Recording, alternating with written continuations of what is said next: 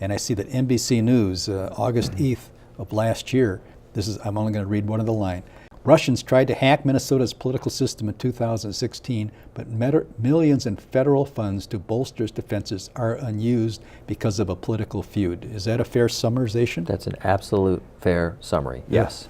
It is a really dangerous game. We've needed this money for a long time. There's one big Minnesota Secretary of State Steve Simon joins Tim O'Brien on this edition of Democratic Visions. Here's Tim. Steve, it's vital that we have the federal funds to make sure that we have fair elections going forward. What are the prospects of that actually being available to you? Well, let me back up a little bit or zoom out and talk a little bit about why we're even having this discussion. Okay.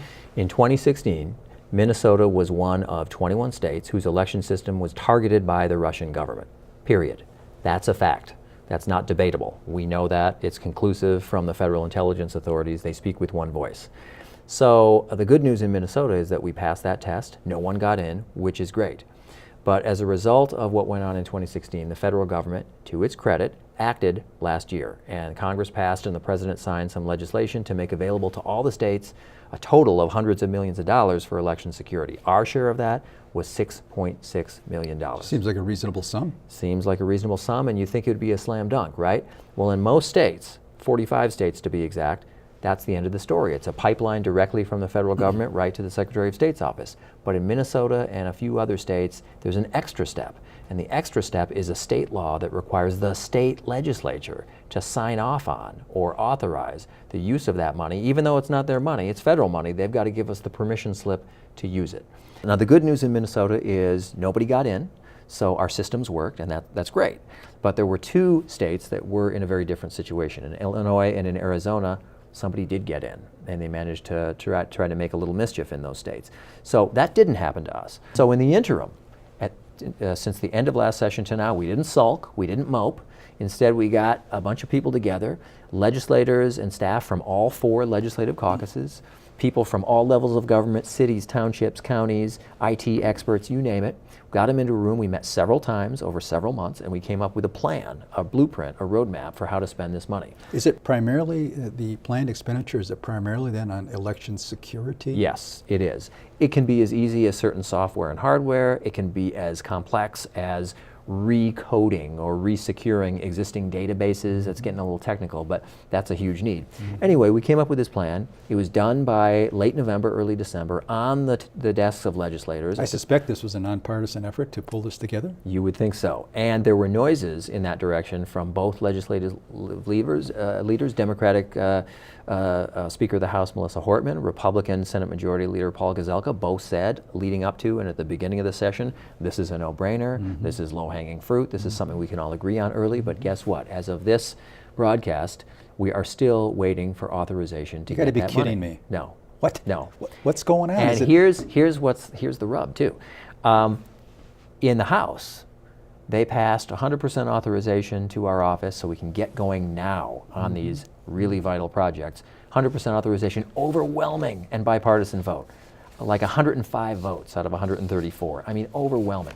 In the Senate, they did not do that. In the Senate, they passed a bill saying, well, we'll give you about 20% authorization, and we don't know what they're going to do with the rest. We've asked them to tell us.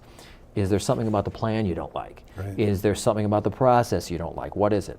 And I got to tell you, as we sit here today, it looks just like tired and dangerous political gamesmanship. And so the people who are suffering are the voters of Minnesota, because I will tell you this, and I don't mean to get all cloak and dagger on you or your viewers, but one of the things that the intelligence community has done is they've allowed all secretaries of state plus 2 people in their office to get a federal security clearance so we can get intelligence briefings. The last briefing that I and my staff had was in Washington, D.C. about 5-6 weeks ago. And what I can tell you about that briefing is it was sobering.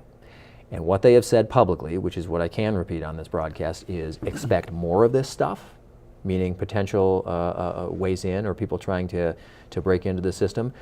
Expect more of it and expect it from more sources, not just the one government, not even just governments alone, but others. I was going to ask you about that. Yeah. So here we have the intelligence community speaking with one voice, multiple agencies telling us over and over again, this is coming, it is real, it is accelerating. Minnesota is now, get this, the only state in the country, the only state without all of its election security money.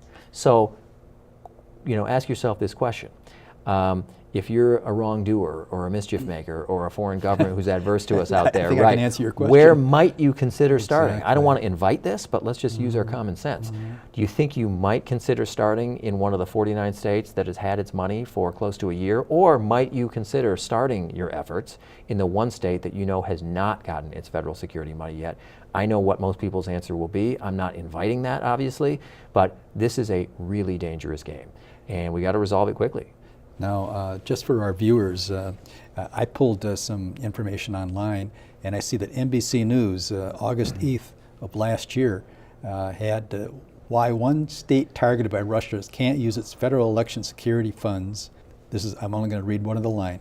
Russians tried to hack Minnesota's political system in 2016, but millions in federal funds to bolster its defenses are unused because of a political feud. Is that a fair summarization? That's an absolute fair summary, yes. And again, I keep getting back to this. It is a really dangerous game. We've needed this money for a long time. There's one big project in particular that is a 4-year project. It's not like switching on a light switch. We need to get going on it now. And it's related to one of the chief vulnerabilities that may be out there.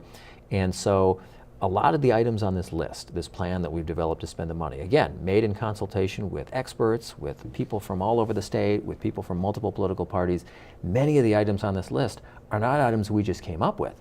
They're items recommended to us by federal election security experts and by intelligence officials in Washington who came out physically to our office, poked and pried and probed and tried to find vulnerabilities, and issued to us their recommendations for what we needed to do to make our system even safer. This is their recommendations, and we can't spend penny number one on it unless and until the legislature, particularly the Senate, gets its act together and gets us that authorization. Okay, I have a follow-up question to that, Steve, if you don't mind.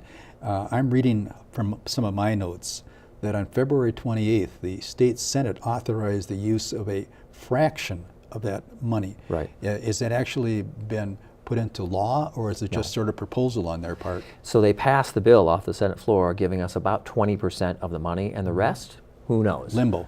It's in limbo. So as we're taping this right now, there's a conference committee going on. That's what happens when the House passes one bill and the Senate passes a different version of the same bill, and they're supposed to get together and reconcile it. But as of right now, the Senate is obstinate and stubborn and unyielding in saying that it is unwilling to authorize the release or the use of anything more than about 20% of the number. And I have to tell you, doing that is kind of like buying a car without locks.